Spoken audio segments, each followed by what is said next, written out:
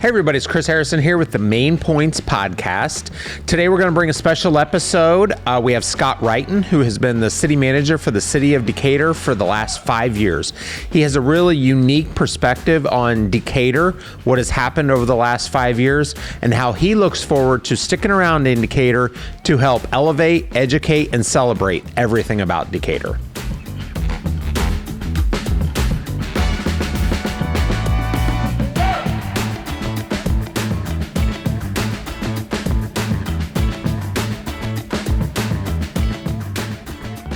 So, Scott, thank you so much for joining us. It's my pleasure to be here. City Manager of Decatur for another 6 weeks or so. Okay, let's go ahead and give your official retirement date, because we don't know for sure when this will broadcast, actually. Right. So I'm going to be on board with the city through May 10th. That's okay. I think the second Friday in May. Okay. And I'm headed off into retirement. I'm not sure, as you said, when this podcast is actually going to air, but today they're announcing my successor. Okay. That's the news. It's on the news cycle today. And Very so good. I'm really excited about that, because they've got somebody who is not new to Decatur, although Great. he's relocating from another place. He's spent some time in Decatur, and that will make the transition so much smoother and easier, which is something I'm really committed to, is making sure we have a smooth transition, because you know what, Chris, there's a lot of things going on in Decatur. Right. And so we want to make sure that none of those balls are dropped. Right. And that's absolutely what this podcast is about. As I said earlier, what we want to do is we want to talk with and work with people that are all about elevating Decatur, educating people about what Decatur is, and celebrating the wins we have. So we appreciate you taking the time, and we appreciate that there's a successor coming in right behind you too. My pleasure to be here. So with that, I would like to go back just a little bit. Give us kind of a background of you and how you ended up here, and kind of what your first impressions were of Decatur when you first came here. Well, this isn't my first time in Macon County. That's correct. Yes. And long back in the dark ages of the 1980s, I was fairly fresh out of graduate school. I had worked for a little while for the city manager in Wichita, Kansas, a pretty large city, about 5 times the size of Decatur, largest city in Kansas, and worked in his office, and was anxious to be a city manager. So in 1983, at a very young age, and 20-something and kind of stupid, I took the village administrator's job in Mount Zion. Wow. So that was my first manager's job, and I was there for almost 4 years before leaving in 1987 to go to another city manager post, and then another city manager post in larger cities and different organizations. And then in fast forward 30 years later. Wow. And I'm pleased about, really goes beyond your question, I suppose. But, absolutely. But I'm really pleased that some of the things that, with a lot of partnerships and a lot of cooperation with lots of different people, that we've been able to see a lot of progress in the last 5 years. Certainly, I know in the last 5 years there's been a lot of business progress and some successes that we want to celebrate, and we do want to talk about those. But have you seen anything change in the people, or in the attitudes or the mentality of people? Because I know when you were here, 83 to 87, that had a very different feel than it did in 2019. In that short period of time that you've been back, what have you seen in the people here? Well, let me provide maybe a little bit deeper context, more than you asked for once again. Perfect. Beginning in about the 1990s or so, Decatur lost a lot of its population due to offshoring of jobs. Firestone closed, Wagner Casting closed, Borg Warner closed, and there were others. And I think that had a negative impact on the psyche of Decatur. People felt, gee, we just can't win. When in fact, while that was certainly unfortunate to lose those jobs, and it certainly did have an impact on the economy, what was good is, and what separated Decatur from a lot of other what we call Rust Belt cities that surround the Great Lakes, is that enough of major legacy industry did not leave Decatur, and so the infrastructure necessary to support it didn't leave either.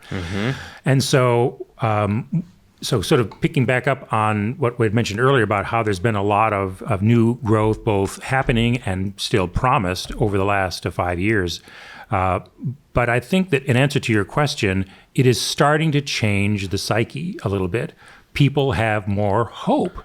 People feel like, yeah, okay, buildings are coming down, investments are being made, other companies from other parts of the country, other parts of the world. We have a new French company, we have a new South Korean company that are they're choosing to invest in Decatur. And they're making that decision for a lot of different reasons, but one of them is that Decatur never lost its industrial infrastructure. In this political environment, there's not much that President Trump and President Biden agree on at all. But one thing that they do agree on is that we should repatriate business back into the United States and provide the incentives for that, provide communities that encourage that. And communities like Decatur are better situated than perhaps most other cities in the United States to take advantage of that kind of repatriation economic development policy of both administrations, because we have the industrial infrastructure, because we have the workforce, because we have the mentality to support that kind of investment, as well as the kind of innovative investment that's coming into Decatur. So, in answer to your question, how are people thinking differently? I think they're seeing more positives, and as a result, there's people are acting more positively. It takes a long time, I think, and you know this yourself from the real estate business. It takes a while for that to translate into more homes, increasing the price of homes, more investment in the other things that make up the key components of a local economy. But I believe that it's starting to turn around, and I see that in the conversations and the attitudes of the people in Decatur. Absolutely. And the psyche part of that is very interesting. And I think it was the other night when we were talking that you had mentioned that too. And it really did resonate with me that this town had so many things go against it. So many people, so many families were impacted by plants closing and jobs going away and never coming back. And that was the norm for decades, really. And so now when this is changing, and myself not being from here, I've been here 20 some years now, but seeing the tides turn, and it's taking time, but that momentum is changing, that psyche is changing, the attitude is changing. And that's really what this is to celebrate that we are changing. We're not what happened in the 90s anymore. There is a future ahead of Decatur, and there is investment ahead of Decatur. There are new businesses in Decatur. There are new people coming to town from all over the world. I mean, being in real estate, I've seen them all over the country, every coast coming to Decatur. Certainly they're coming from all over the world too. Not only are they coming from all over the world, but for the businesses, for the jobs. But because we have a lower cost of living, Chris, I've met people who say, I just moved here because it has a lower cost of living. Yep. And I've also met people who maybe they lived here for a long time, just like you, or maybe even their entire lives. And then when they retired or had an opportunity to go somewhere else, maybe they couldn't wait to get out. And then, gee whiz, a couple of years later, they're back again because they realized, not only is Decatur inexpensive, but I had personal connections. I had a sense of belonging in Decatur that I never found in Texas or Florida or wherever they went to. Sometimes, I guess I've learned in both of my times living in Macon County that sometimes to really appreciate all that we have here, you need to go away and maybe spend some time somewhere else to appreciate all that Decatur has to offer. Yes. Some of the most positive people of Decatur right now are, I have someone who was in the military, a military family, and she said, I've never been part of a community. And now she's involved in the Lincoln Theater and the parades downtown, and just very ingrained in Decatur. And that goes to someone that wants to stay here and let this be their home, make this their home, and contribute to the betterment of the community. Right. So again, is what this podcast is elevating the community, and it takes people to do that. My daughter moved here as well after we moved here, and with it our grandsons, and I'll say, well, there's a St. Patrick's Day parade, another parade.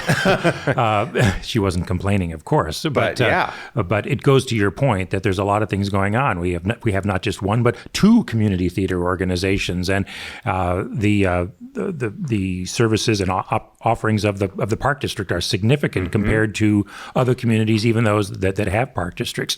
For its part, the city has invested a huge amount of money in updating and cleaning and dredging and making the experience of Lake Decatur, which we own, a better experience. It was almost $100 million to dredge the lake, but everybody who uses the lake says, wow, it looks so much better, fishing is better, the whole experience on the lake is better.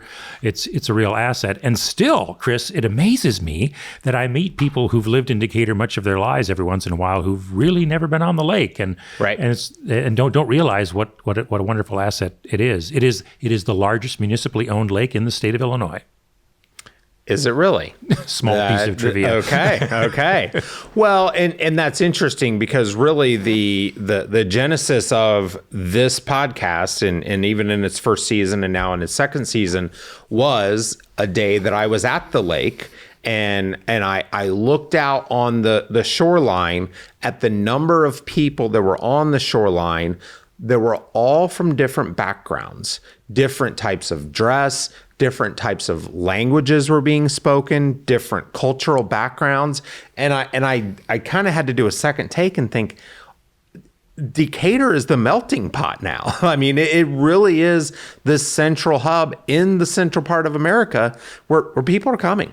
So and so again, that's something else to celebrate that, we're offering the offerings we have, the parades, the community theaters, the lake, the civic center, the educational resources, the park resources we have are for all those people that are coming looking for those types of offerings. Well, and I think that Decatur's history, its legacy as a manufacturing community is probably partly the source of what you observed.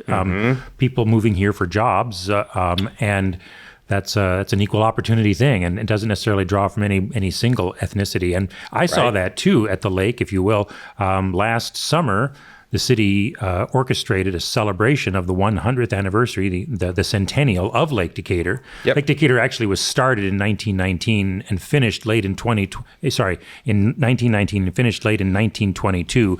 But they sort of had the ribbon cutting and the formal opening in July of 1923. So we did 100 years from that in July of 2023 and had what we called Lake Fest. And it was very well attended. It was very nice. We had wonderful weather for it too, and that certainly helped. Always helps. Good job on that. But I saw, but I saw people from all over the place who came, and we were aided in the Lake Fest by a generous donation from the Staley Family Foundation. And I got to meet members of the Staley family that I not only hadn't met before, but I didn't even know existed before.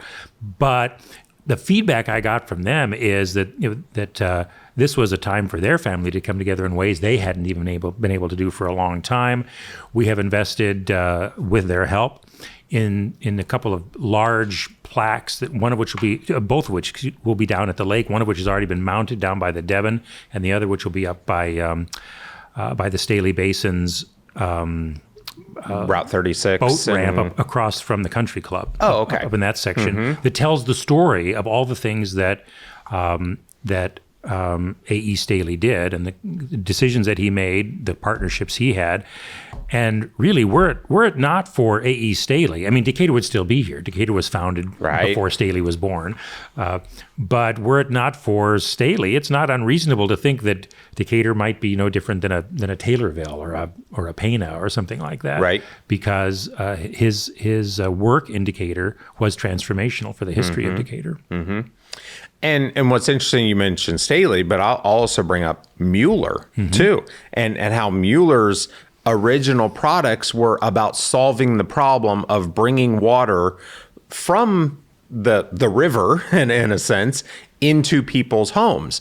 And that invention process or that advancement process was done right here in Decatur of how do we get water from the river to people's homes and then create the valves and all the other products that came from that. I'm glad you said that because Mueller is a great example of homegrown entrepreneurism. Absolutely. I mean, I think he came here and he was a gunsmith and the smithing and metal fabrication that he did took on different forms. And at one point, the city said, can you help us out with some of the problems we're having with our water distribution system? And it is another little gem. I'm sure that you've been there, but the Mueller Museum, Yes, that is on West El Dorado and is adjacent to the West Mueller plant. If people haven't been there, I strongly recommend it because it tells such a rich and wonderful story, not just about Decatur, but about his inventiveness, his creativity, Right. and just take a look at all the different inventions and all the different businesses that were created by his innovations. there's a book in there of the patents that he had gotten approval for, and I mean there were hundreds, if not thousands, of patents on different types of products or valves that are in that museum. So, and I'm glad you mentioned the museum because I'll admit from the outside, it doesn't look like much. You're like, what is that? And I remember the first time I went in, I thought, who knew this was in here? I mean, that was my reaction exactly. Yes, wow. Yes. Yeah. So it is definitely to our viewers and listeners out there, that is definitely something to go see to get just another small piece of Decatur history. Another small piece is the Staley Museum, which is over on we've redesignated that square where it's at, just really a block south of the Mueller building on West El Dorado. Staley Square. It used to be where North Street and College come together and create a little square. We've called it Staley Square. Okay, good. By official action of the mayor and city council. Good. But inside that museum, it really tells the richness of Staley as well, and how his creativity, much like Mueller's, transformed the production and processing of corn and soybeans, especially soybeans, which really wasn't being used, and he sort of brought it from his native North Carolina, and to make Decatur the soy city that it was later called. Absolutely. Very good. Very good. So I think just one more point is, you talked about people and the low cost of living. One other thing that's come up a lot recently is when I say, why are you moving to Decatur, being in the real estate business? And I've had a number of people, without missing a beat, say, we're retiring. And so the retire to Decatur has become a thing now. And again, this is for people out there to let them know about the history of Decatur and settle down, enjoy the low cost of living, enjoy a quaint downtown that has lots of different offerings, and explore some history, explore the lake, explore all the different offerings we have. So what do you see 5 years from now? 10 years from now, where do you see Decatur going? And also use this as an opportunity to talk about some of the developments that are happening that you've helped make happen. Well, first of all, I want to say that retire to Decatur is a good thing. In 6 or 7 weeks, I'll be retiring to Decatur because I'm going to stay in Decatur. And you're retiring here. I'm staying here. That's great because of all the things that you've said and the kind of retirement life that I'm hoping to have. What does the future look like? I've never been good at that clairvoyant stuff, but I guess I can hazard a couple of projections because I'm not putting any money on it.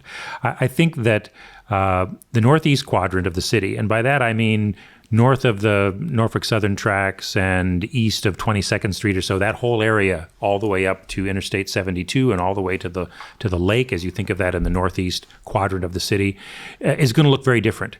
It's going to look even more industrial. There'll be more pipes going across the roads. There'll be more steam stacks. There'll be more trucks moving. There'll be a grade separated Brush College Ferries Parkway intersection. And even though the city has been planning on infrastructure out there for many years, to their credit, because Brush College is a good street and there is water and sewer up there. We don't have enough water and sewer, but because the city council is being farsighted and thinking about how do we make sure that infrastructure will come to Decatur, I think that that's going to be a key component in securing the economic future of Decatur. Listen, Illinois is not an easy state for economic development. It does have high taxes, right, and not necessarily a completely friendly business climate. But we've been able to overcome those by making sure that we develop synergies with existing businesses, that we provide the kind of water and sewer and broadband and rail and other transportation access that businesses need to come here and to locate here, and I would say that will actually make it easier for it to also be a retirement destination, because to the extent that there's more investment in the commercial and industrial side of the city, that means that there's less pressure on the city council to derive significant portions of its operating revenues from the residential side, and so that can be good all around. And so I see that happening more and more. But I don't think that the future of Decatur should be exclusively defined just within the parameters of industrial development. One of the observations I had about Decatur when I came back in 2019 is that we have a good downtown. It's not a great downtown yet, but we're on the way to that. In 2009, the mayor and city council authorized a significant facelift of downtown that resulted in the new sidewalks and streetlights and brick ribbons behind the curbs and the other decorations and landscaping that was done downtown, which really helped and brought more restaurants downtown, brought more activity downtown. The next level is, or the next step to have it to go from really good to great, is to have two things: more destinations and more people living downtown. Every single vibrant, economically active downtown that I've worked in, that I've been associated with, or even consulted on, has more people living downtown.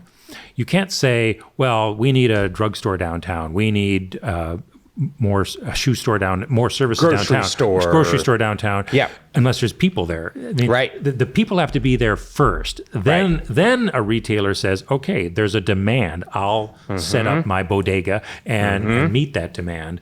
And so I'm pleased to say that while we're not doing any ribbon cuttings on new residential projects, but there is interest in that and in converting some of the existing buildings that are downtown, especially the Barn Citizens building, into a combination of hotel and residential for apartments in that building. There have been smaller projects downtown that sort of loft conversions of properties, and those seem to do pretty well. And they largely get snapped up, whether they're condos or rentals, which I think is a good indicator for people who might want to do larger projects, that there is a market for those sorts of things. I know that when my wife and I moved back to Decatur in 2019, we looked at a place, is there a way to live downtown? Because our children are older, it's just the two of us. The idea being able to just go out on the street and pick up dinner or a show or have a drink or something like that is certainly appealing. There wasn't that much to offer, and the ones that they do have don't have off-street parking, which is an issue that has to be addressed in residential housing. So I'm not complaining. In fact, I'm saying that those issues are being understood, are being considered in some of the plans that people are having for downtown Decatur. And so while these projects always take a long time to bring to fruition, especially when the cost of construction is so high. I would say that in 5 years, there will be more places to live downtown. And as a result, you should see more retail that is responsive to the demands of folks who want to live downtown and have services downtown. So the northeast quadrant and the downtown. The third thing that I would say is that I would expect to see, and I'm an optimistic person by nature, I would expect to see a redoubling of efforts to really make our workforce deeper than it is. Now, the problem of getting workers is a problem throughout the United States. It's not a Decatur problem. It's not even an Illinois problem. Employers throughout the country say, we just can't get enough workers, and the ones we do get turn over faster. And so those sorts of concerns haven't been lost on the leadership of Decatur either. And so there's been a lot of work with the community college, with Workforce Solutions, with the labor and trade unions, and with other organizations that are coming together in what I think is a really collaborative way to make sure that not only that there's the training available for folks, but that we're also thinking about what are some of the wraparound services that they need. Because if you don't have good housing and childcare or transportation, then even if you want to work, you've taken yourself out of the workplace if you don't get those things. And so it really is a holistic thing, and I'm really impressed at the way that no single organization, certainly not just the city of Decatur, lots of different organizations understand that. They get that, and so they're headed down the right path, I think, and that will result, I believe, in a deeper workforce, which will give greater confidence to our existing employers and to future employers, because no matter how synergistic they might be with an existing employer, or no matter how good our water and sewer services are, if they don't have workers, they don't have success. Right. Yep. I think one more thing to add on the 5-year vision too, and I'll plug this from the real estate perspective. I think we're going to see a lot more properties be homeowner occupied as opposed to being rental properties. And in a positive sense of, there's demolitions that the city are doing in certain neighborhoods, but in some other neighborhoods where demolitions are happening, then we're saving the one house there, making improvements and helping put them into the hands of first-time buyers, someone getting an FHA loan or a VA loan, and again, putting them into ownership, which I think just further improves the neighborhoods, improves the values, and improves the community feel of Decatur. I agree 100%. There's nothing wrong with renting, but and if we rehab a property and it's used for rental, that's okay. It's better than a derelict structure. Yes. But it's always true that when you've got an owner-occupied structure, there's a greater level of commitment. They've got skin in the game, right? And in fact, we believe that so much that the success or performance indicators that we've developed to decide whether or not we're really moving the needle on our neighborhood revitalization program is several different things, like what's the condition of the housing stock and how is it improving the crime rate. But one of the indicators is what percentage of the homes in a given neighborhood are owner occupied. We want to see that number tick up for exactly the reasons that you're saying. It makes more stable neighborhoods. And so that, like I said, that's one of the indicators for success that we monitor. That we monitor every couple of years to see if we're making if the programs, the demolitions, the housing rehab, the catalyst projects, the code enforcement, if it's having an impact or not. And it's one of the indicators. Right. Absolutely. Well, I want to ask one more question, kind of in closing. I guess. What are you most proud of the 5 years you've had here, and as you move into retirement and staying in Decatur? I mean, what's and maybe it's not a tangible thing. What is something that you feel like you've helped turn the tide on here in our community? Well, I'm only one small piece of this. Understood. So I'm not taking credit for anything like that. Or that you were part of. Let me say that. But I was pleased and honored to have been a part of changing the psyche, sort of where our conversations started to a certain extent. And in bolstering, and I think it's related, bolstering the degree and the extent and the depth of cooperation. I mean, one of the comments I get, especially from out-of-town businesses that are doing business in Decatur or are thinking about it, is, boy, the city really is coordinated with the county or with the Economic Development Corporation or with, fill in the blank. What they're telling me is in a lot of other places where they're doing business or trying to do business, there's fighting going on. There's not coordination of services. There's not cooperation and partnerships forming. And I think we've seen an uptick in the number of those partnerships. That's more efficient. It's a better way to do things. It's more fun. It's more satisfying. But it also means that it contributes directly to some of the positives that we've been talking about. So instead of naming a project like some sewer or road project, although there's plenty of those to talk about too, I would say that I'm pleased to have been a part of changing to improving the embrace of partnerships and cooperative agreements and of slowly changing the psyche so that it's a more positive place.